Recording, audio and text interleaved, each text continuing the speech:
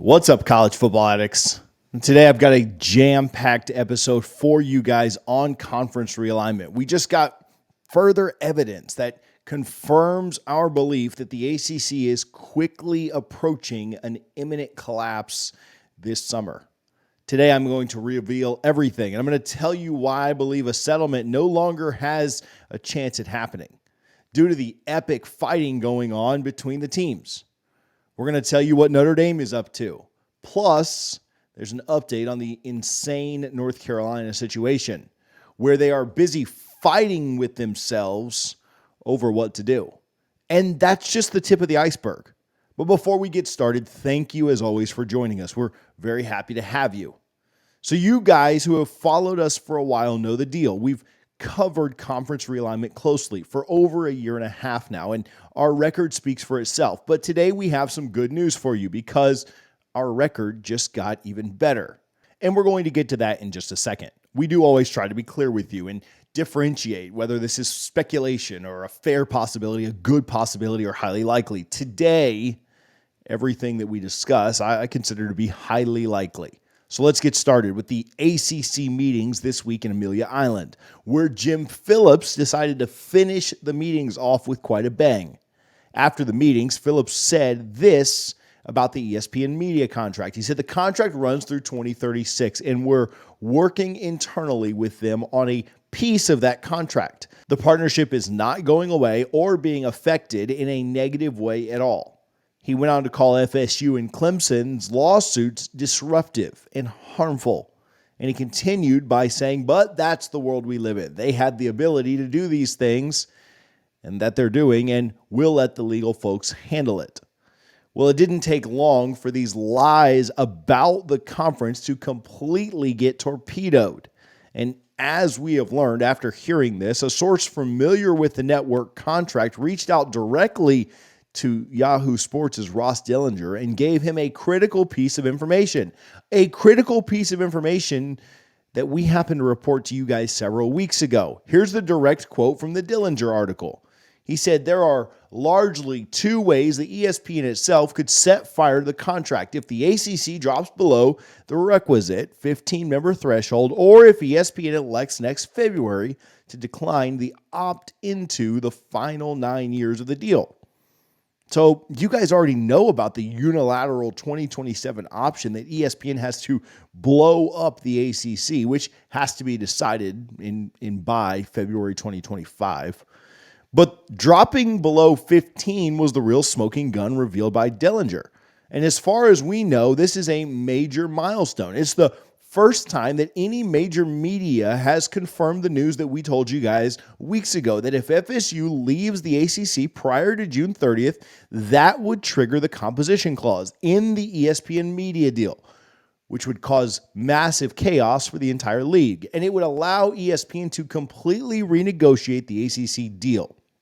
Now, remember what we told you several weeks ago about Notre Dame and how they fought hard to get Stanford, Cal, and SMU to join the ACC in order to prevent the composition clause from triggering if Florida State or Clemson left, which would greatly threaten their independence if it were to happen.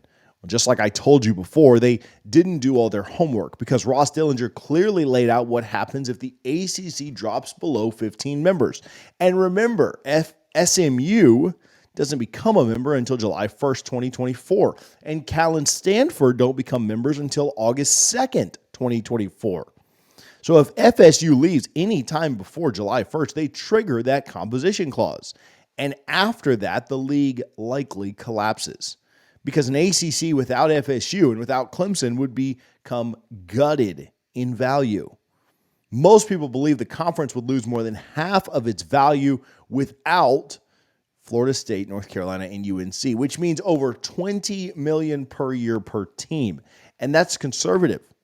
So remember this $20 million. Put a little asterisk next to it in your mind because we're going to come back to it in a few minutes. So moving on, if there's one thing you take away from this video that is very important for you to understand, you need to understand that things are getting heated in North Carolina. There are about 20 layers of politics being played out at one time. we've used this reference before, but it is very much like a season of Game of Thrones is playing out in the state of North Carolina. You've got the board trustees, you've got the trustee chair, you've got the school chancellor, you've got the athletic director, Bubba Cunningham, you've got the UNC system board of governors, you've got state politicians. You basically have a powder keg with many of North Carolina's biggest power players pulling in entirely different directions. And since we last talked, North Carolina interim chancellor Lee Roberts has publicly come out and backed athletic director Bubba Cunningham. But remember, this was 3 days after the school's board of trustees approved an audit of the athletics department due to financial concerns. The chancellor said, "I would just add that our athletic director is one of the most senior, well-respected, admired athletic directors in the country." Well, Chancellor, I beg to differ there. And when the long-term financial ramifications come down from what's about to happen and the school's basketball program falls off the radar, the fallout is going to be on the ADs and your hands. The politicians who are intervening, preventing the board of trustees from saving the university, well, apparently this was just the beginning of the drama with North Carolina. Duke alumni and frequent Twitter poster David McKenzie decided to throw his hat into the middle of the chaos.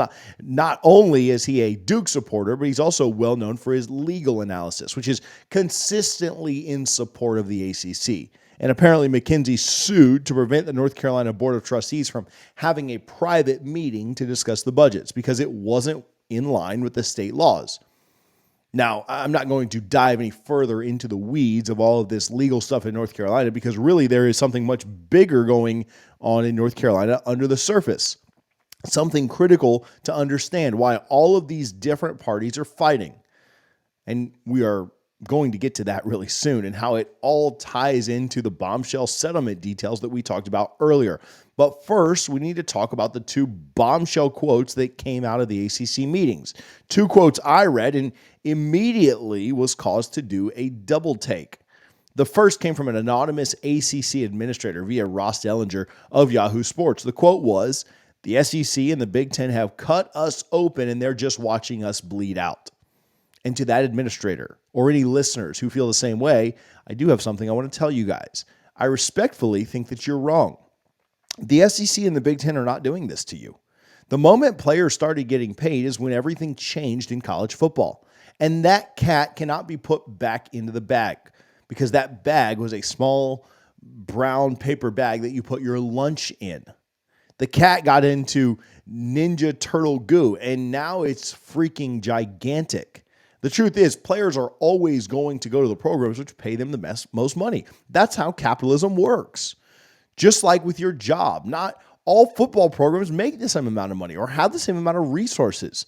The brutal truth is, to keep things competitive across all levels of sports, you've got to separate the programs by amounts that they're willing to spend and sustain over time. And teams who are willing to spend more and are not currently in the Power 2 will find themselves moving up. And teams who can't spend as much will eventually move down.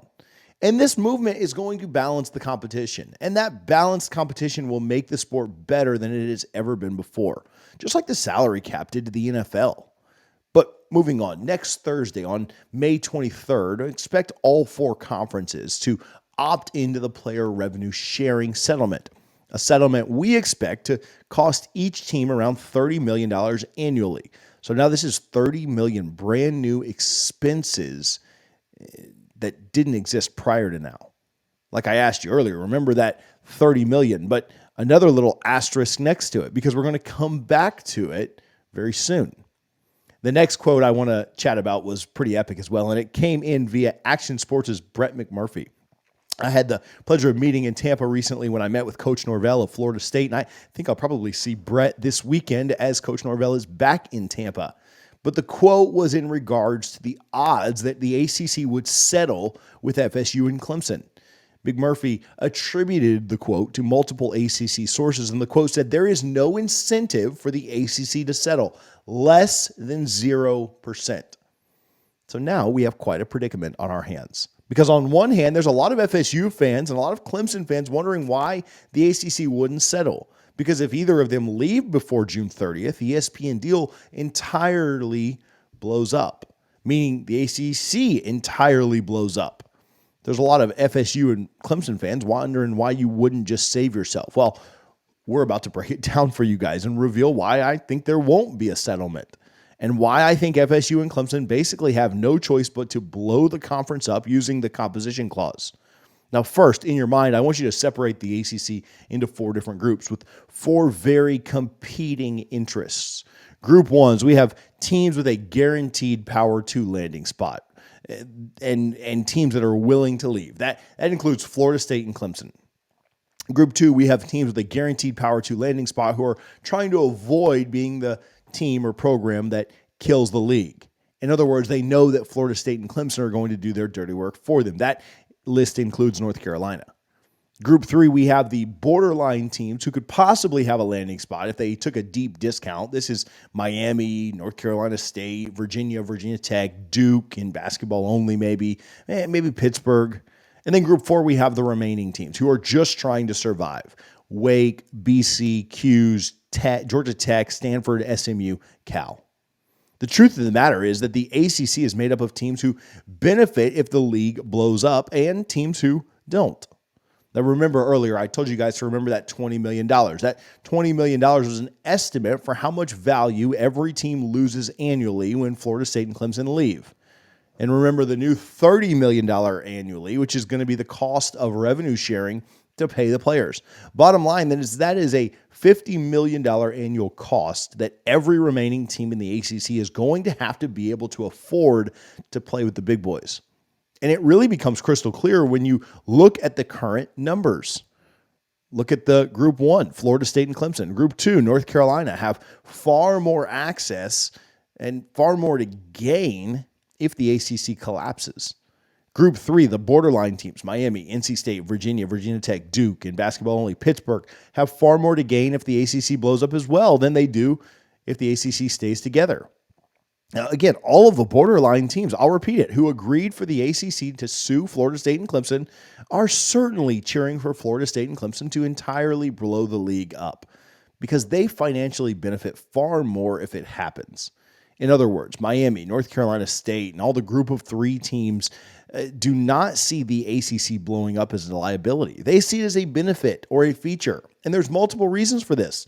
The first reason is PR-wise. They don't want to be blamed for blowing up the ACC. North Carolina doesn't want the blame. Miami doesn't want the blame. NC State doesn't want the blame. The next reason is they are all hoping they can parlay the ACC collapse into getting into the Big 10 or the SEC, even if they have to take a permanent discount. Because even at a discount, they'll make far more than they would in the ACC, especially the ACC without Clemson and FSU in it. The next reason is even the ones who can't make it to the Big 10 or SEC almost have certain landing spots in the Big 12. And that Big 12 landing spot is going to be paying double what the ACC is paying after the Seminoles and Tigers leave.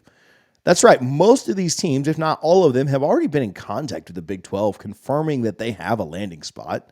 That's not something you do if you're all in on saving your conference.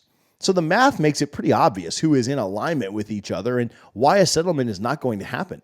The Group 2 and 3 teams benefit from Group 1 blowing things up.